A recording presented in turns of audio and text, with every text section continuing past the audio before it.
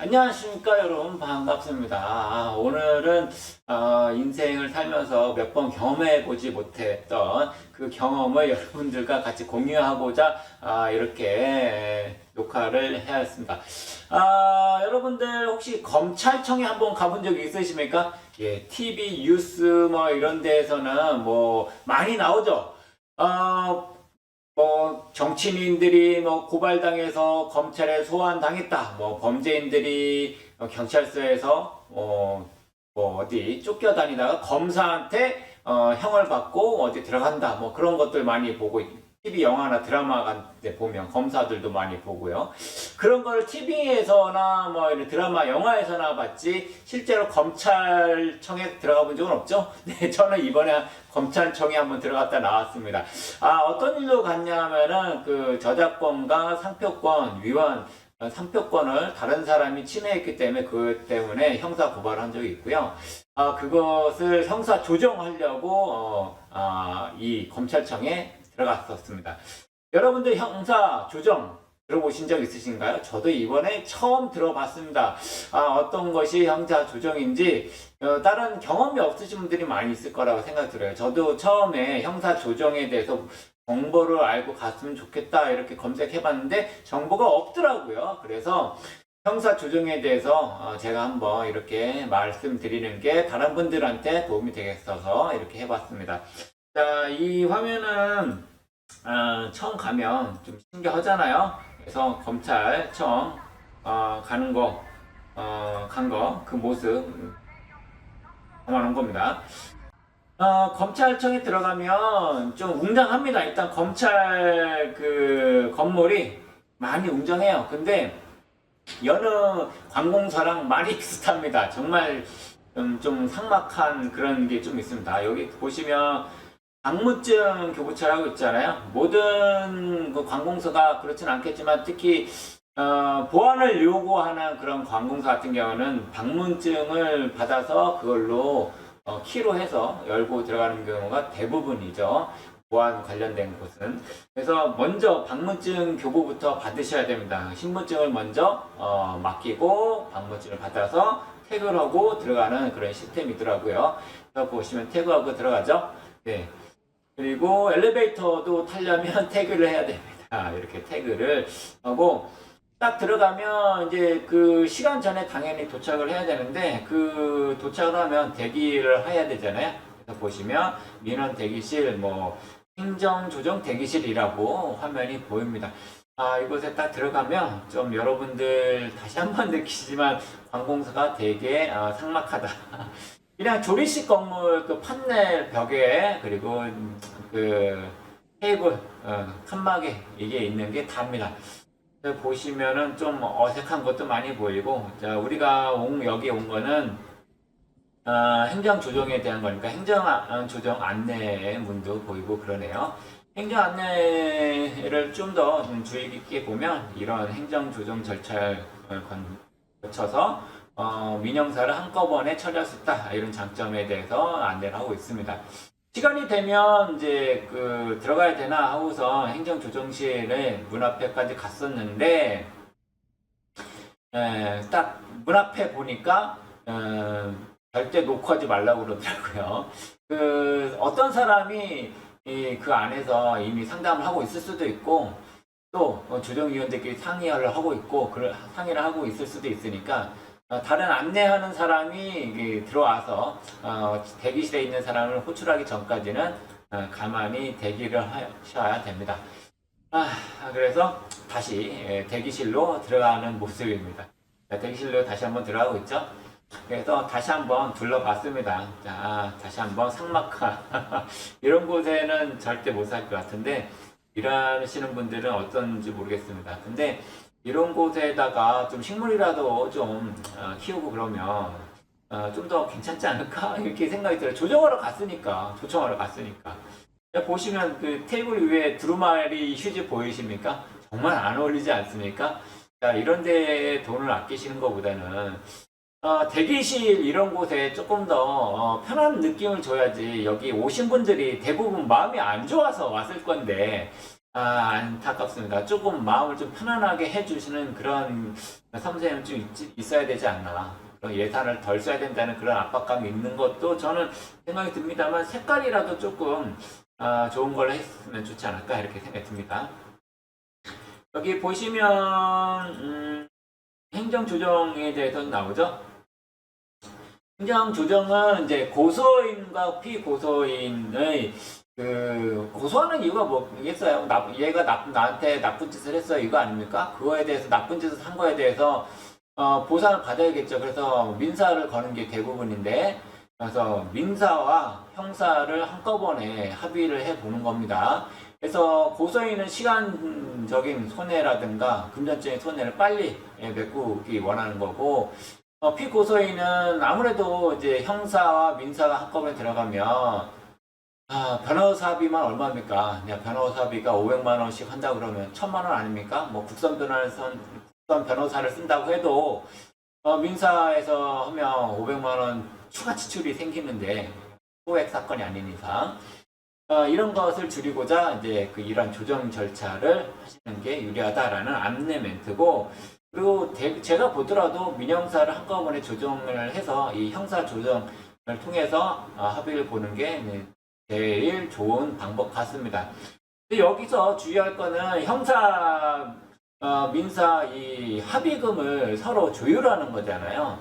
근데 그 형사 조정 전에 그냥 오시면 아무래도 조정이 잘 안 될 겁니다. 왜? 당사자가 생각하는 것들이 서로 다르고 그 합의 절차가 빨리 끝나야 돼요. 대부분 30분 이내입니다. 30분 이내에 끝내야 되도록 그 시스템이 되어 있어요. 조정하시는 분들도 30분 이내에 끝내길 원하시고요. 그래서 그 사전에 미리 두 분이서 합의를 어느 정도는 좁히셔야 됩니다. 너는 얼마 생각하고 있냐? 나는 얼마 생각하고 있다. 뭐 이런 식으로 생각하셔야 되고 말씀을 좀 해보셔야 됩니다. 그런 거 없이 밑도 끝도 없이 나는 요만큼 줄 거야. 이렇게 해버리면 거기서 합의할 시간이 없어요. 그러니까 어느 정도는 생각하고 오셔야 됩니다. 얘는 이만큼이니까 나는 이만큼을 해주게. 이 정도 말하면은 서로 합의가 되겠지. 뭐 이런 것들이죠. 근데 여기서 더 중요한 게 있습니다. 더 중요한 게 뭐냐면, 여러분들께서, 요거를 하실 때, 근거를 말씀하셔야 돼요. 근거를. 아무런 근거 없이 이 돈을 달라고 하면, 그게 이상하죠? 조정위원들이 있을 거 아닙니까? 조정위원들이 물어봅니다. 당신이 그런 금액을 요구하는 이유가 근거가 있냐? 물어봅니다. 근거가 있냐? 그래서 근거가 있으면 그 조정위원들도 그거에 대해서 이해를 하고 다음 피고소인한테 이런 원인과 근거가 있으니 이 정도는 당신이 받아들여야 됩니다. 라고 말씀을 해줍니다. 그런데 그런 근거 없이 그냥 무조건 많이 해요. 이렇게 하면 조정 성립이 당연히 안 되겠죠.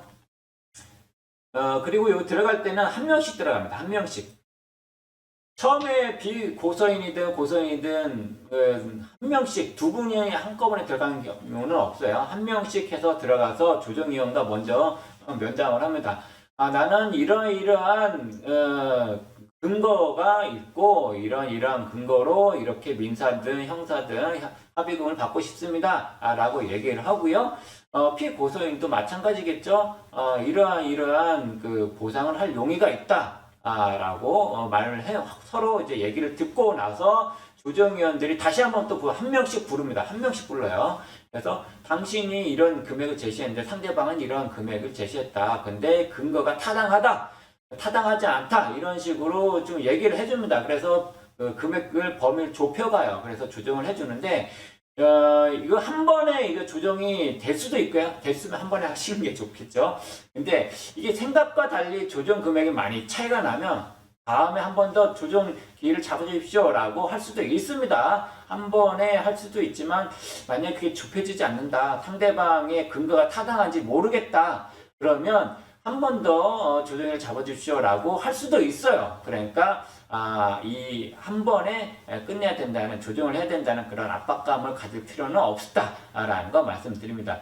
근데 제일 중요한 건 다시 한번 말씀드리지만 근거가 있어야 된다라는 겁니다. 근거 없이 만약에 그 조정위원들한테 나는 이 돈을 그냥 많이 받고 싶어서 이렇게 한다 말을 하면 조정위원이 별로 좋아하지도 않고 잘 들어주지도 않습니다. 미친놈인가 그럴 겁니다. 아마 그냥 그 조정위원분들은 엄청나게 많이 하신 분들이기 때문에 근거를 반드시 만들어 가셔야 돼요. 피해를 보셨다 그러면 손해보상을 어떤 근거에 의해서 하는 건지 얘기를 하셔야 돼요. 안 그러면 터무니없는 금액을 당신이 하고 있다라고 피고소인의 주장을 더 받아들여서 합의 조정을 시도하실 겁니다. 그러니까 여러분들 꼭 요거 형사 조정 가실 때는 반드시 근거를 찾아서 그 데이터화해서 가져가시기 바랍니다. 그리고 조정위원들은 시간을 굉장히 소중하게 생각합니다. 하소연하고 이런 거 안 받아줘요. 그런 거 들을 생각도 안 합니다. 그냥 근거부터 물어봐요. 당신 얼마를 요구할 겁니까? 그 근거는 무엇입니까? 이 두 가지를 꼭 가져가시기 바랍니다. 안 그러면 조정이 성립이 어렵습니다. 그리고 조정위원분들은 굉장히 시간을 아끼시는 분들이라는 걸 다시 한번 생각하시면서 좀 형사 조정을 잘 마무리하실 수 있기 바랍니다. 형사 조정 잘 이용하면 좋은 제도고요. 억울한 일, 손해 보는 일, 시간까지 또 뺏기고 그러면 또 더 억울하잖아요. 한 번에 성공할 수 있는 형사 조정이 될 수 있기 바랍니다.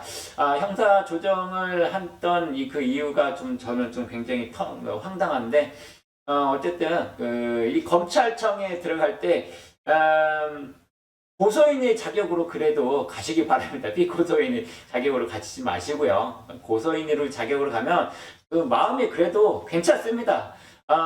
검찰청, 경찰서 굉장히 일반 시민들은 들어갈 일이 거의 없죠. 근데 그런 일이 있어서 들어가면 굉장히 마음이 무겁습니다. 뭔가 질르는 그런 권위의 상징 아닙니까? 경찰과 검찰이요. 이런 것에서 고소인의 자격으로 들어가는 건 그나마 괜찮은데 피고소인의 자격으로 들어가시는 일은 절대 없길 바라고 혹시 그런 일이 있더라도 형사 조정 제도를 통해서 잘 헤쳐나가기 바랍니다. 좋은 결과 있으시고요.